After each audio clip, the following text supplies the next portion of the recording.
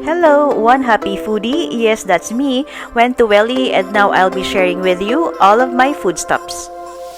Day 1 was chili, perfect for beef pho from Go Vietnam restaurant in Shoes Lanes. And in the evening, as recommended by a friend, went to Sweet Mother's Kitchen, an American restaurant where I had chicken in a basket. Too bad they only serve waffles in the morning. And for dessert, I spotted this cute crepe stall, Crepes a Gogo, which serves both sweet and savory crepes. My pick for the night was choconuts or Nutella with peanut butter. The next day, while waiting for my Parliament tour, I had cafe mocha at Huxley's just across Beehive. And after the tour, I headed to the cable car, had lunch at the Cable Top Eatery, and what was for lunch? Scotch fillet steak on focaccia bread.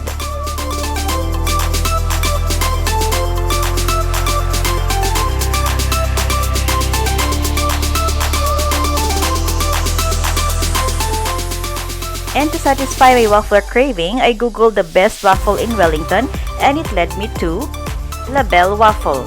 Here are their selections.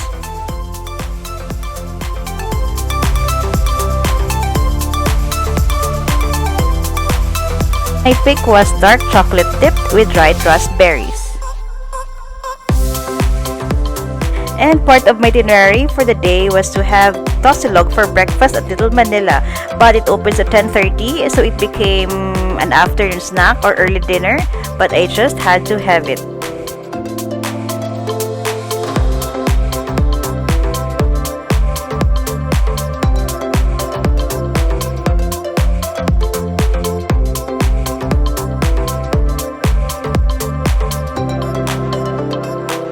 Noticed that my next door neighbor Soul Shack is quite popular, so I had decided to check it out.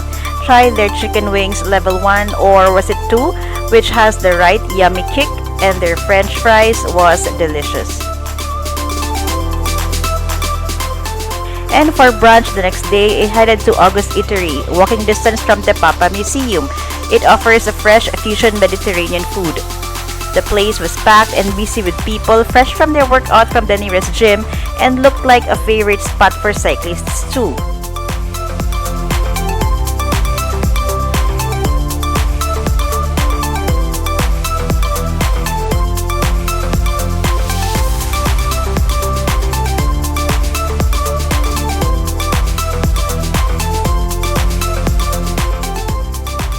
My pick for brunch was Istanbul eggs with bacon on the side.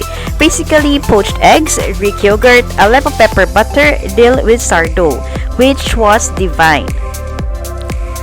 The food and place were perfect to start that day.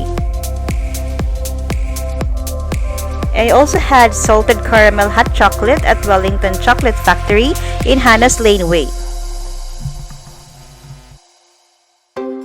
And as I was going around CBD, I noticed that there were TJ Katsus all over the place. And since Japanese food is always a good idea, I had to check it out before my trip ends.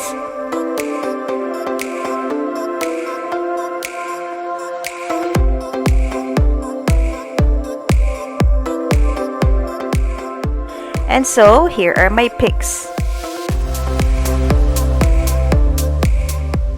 And as always, a visit to the farmer's market is a must-do. So I checked out Thorndon's farmer's market.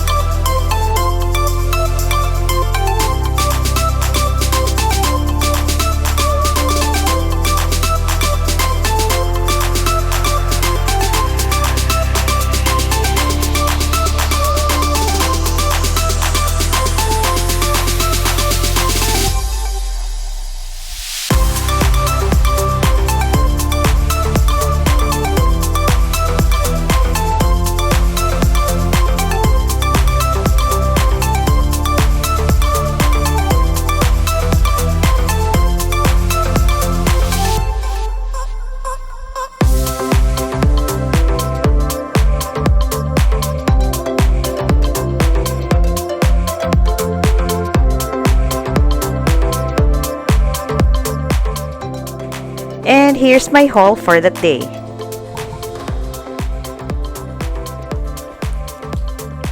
So there you have it, all my food stops when I was in Welly CBD.